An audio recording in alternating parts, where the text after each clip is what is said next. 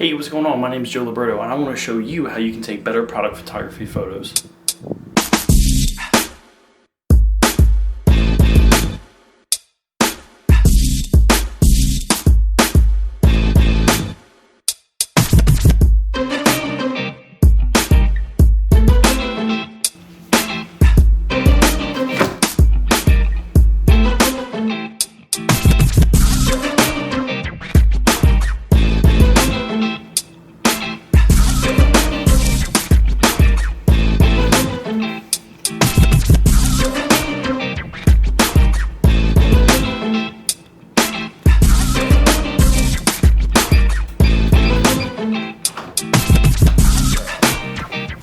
Alright, we're all set. Now I just gotta think of something to photograph. Be right back.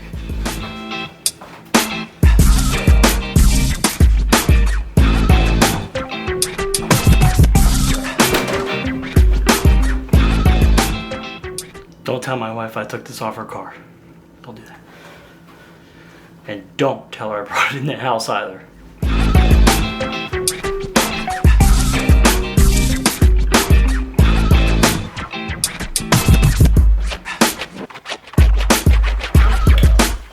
And just to prove a point, we're going to use a camera that was built 12 years ago.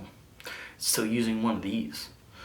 The point we're trying to prove is you don't need a $5,000 camera in order to take good pictures. Alright, so we're all set up. We got our scene set up, our flash, our camera, my wife's turbo. Another note on the poster board. If you notice, whenever you pick up poster board, there's a shiny side and a matte white side. You want to use the matte white side. It stops hot spots. Now, you might have noticed we haven't used the foam board yet. I got two pieces from Walmart. I think they're like $1.50 a piece. If I break them, I just go buy new ones. If you notice that sweep, I did tape it onto the wall. And I taped the bottom part to it. It just makes a nice sweep for us. We're gonna have to do Photoshop work regardless of how good our setup is.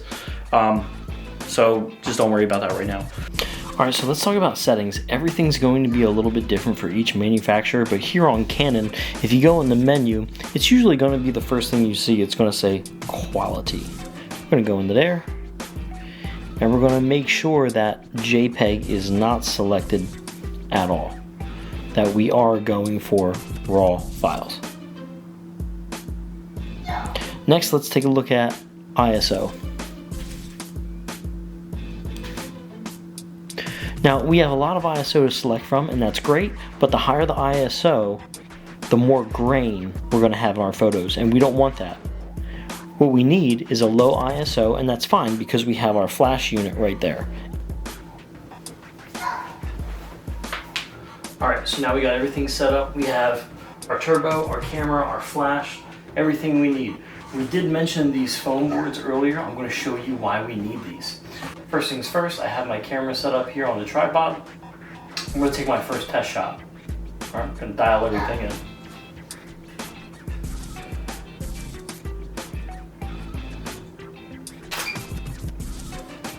Alright, perfect. Here's what that shot looks like.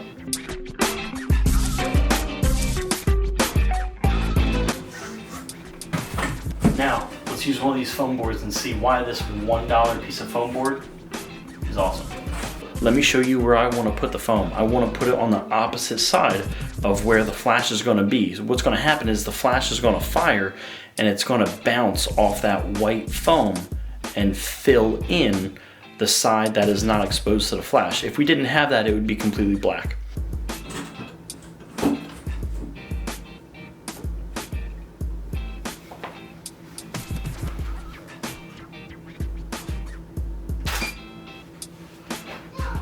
All right, so take a look at this picture. You see how the foam board filled in the hot side of the turbo? That's exactly what we want. You're almost mimicking two flashes with a $1 piece of foam board. It's amazing. Now, something else you don't want to forget is this white balance card. It's important. It's important to take it after the fact. So you have your light set up and everything's ready. You aim it towards your flash. You take a picture of it. Now watch what we do with this in Photoshop. Okay, looks like the hard work's done. Let's go into Photoshop. See what we gotta do there.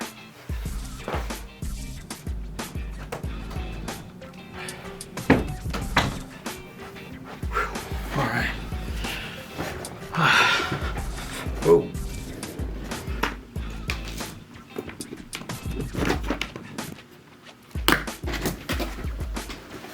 Ah. Cool, man. Cool. Wow, nothing but difficulties. All right. Now what we're going to do is we're going to pull the files. We're going to put them in Photoshop. Photoshop had a nice update, and it's just like sometimes 10 minutes goes by. You get lunch, you come back, still not there.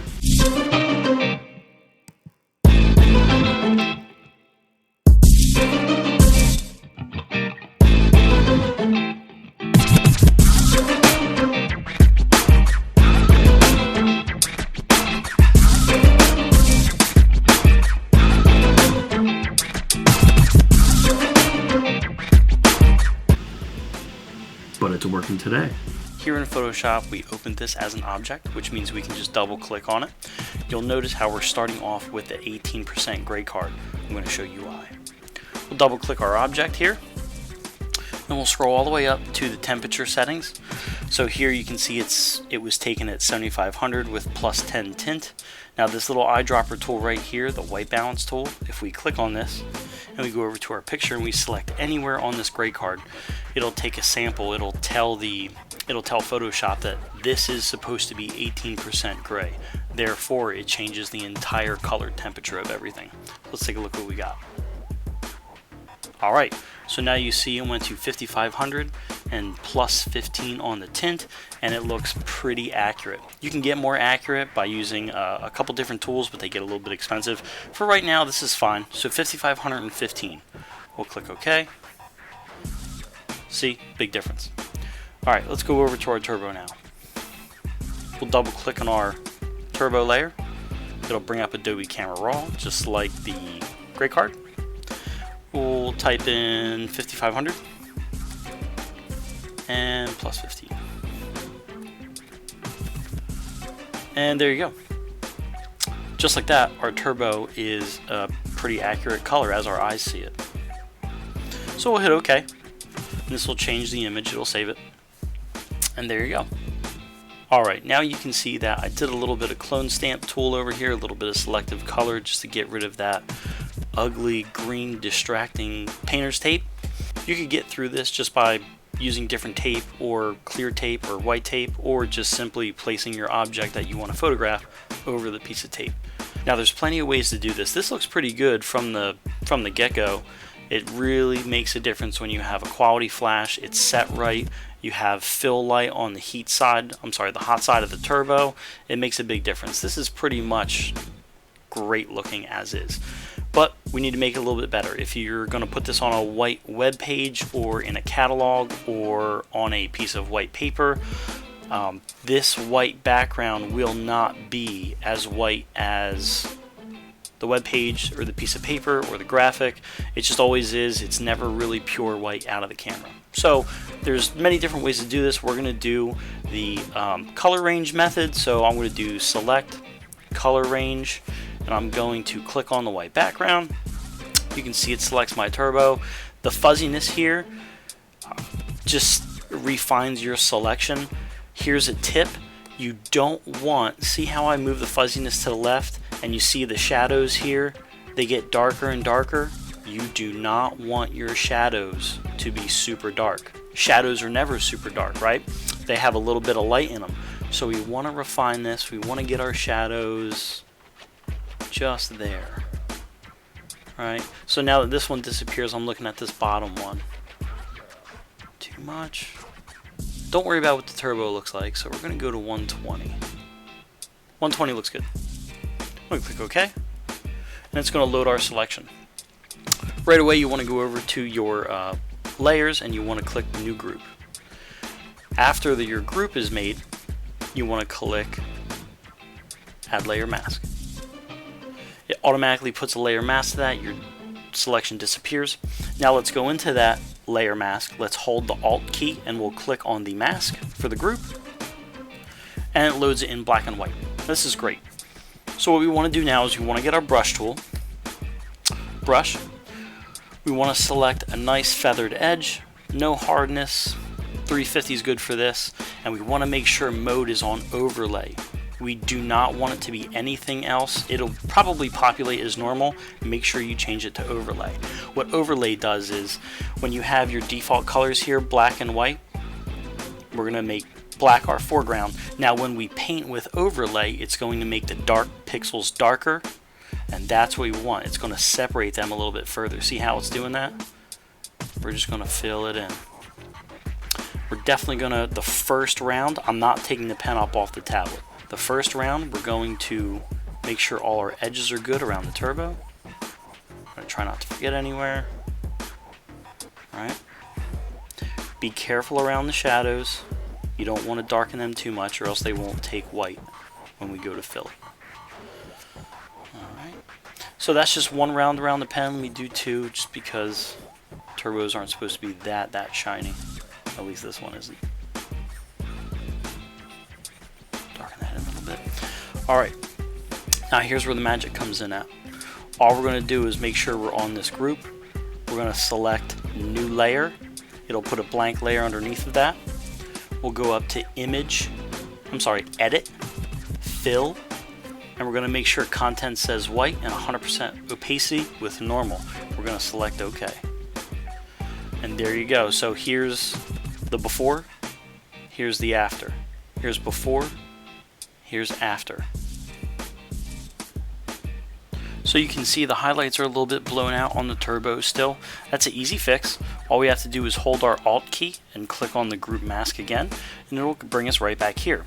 Again, make sure we click brush, make sure the mode is set to overlay, and our foreground color is black. And we're just going to go over these highlights so they're not blown out. Just the highlights, like this. Okay. I'm going to bring the highlights down a little bit here, there, maybe one more here. Okay. And bring them down there. Nice little shine, nothing crazy. Let's see what we got. We'll click on the layer again. Here's the before, here's the after. Before, after. This is all personal preference. You can bring those highlights down further. I think this looks pretty good for what we're doing. Alright guys, and that's it for now. This is a very basic way to level up your product photography game, ensuring that you have a white background. The most consistent way that I have found to do it is by this method, the select color fill method. If you have any questions, any comments, please leave them below. I really appreciate any feedback I can get from you. Alright, that's it for now. Have a good day. I'll see you soon.